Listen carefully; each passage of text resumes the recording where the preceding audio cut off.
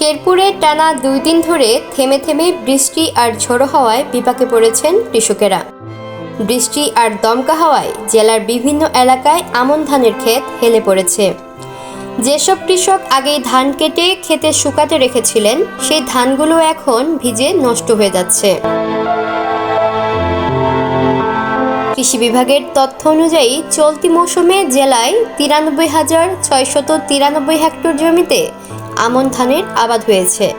ভালো ফলনের আশা করলেও হঠাৎ এই বৈরী আবহাওয়ায় এখন দুশ্চিন্তায় পড়েছেন কৃষকেরা। ধান তো প্রায় পেকে গিয়েছিল, এখন বৃষ্টিতে হেলে পড়েছে, অনেক জায়গায় ধান পচে যাচ্ছে।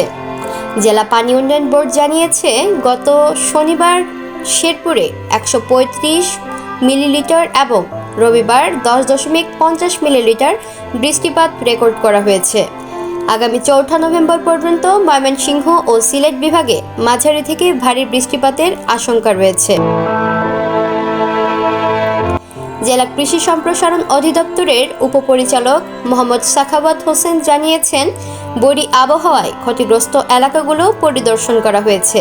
প্রাথমিক হিসাবে 30 হেক্টর জমির আমন আবাদ ক্ষতিগ্রস্ত হয়েছে, তবে আবহাওয়া অনুকূলে থাকলে বড় ক্ষতির আশঙ্কা নেই।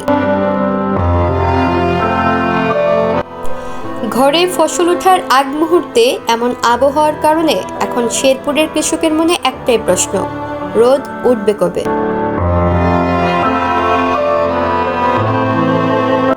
সাবিকুন নাহার ইতিমনি, নিউজ শেরপুর।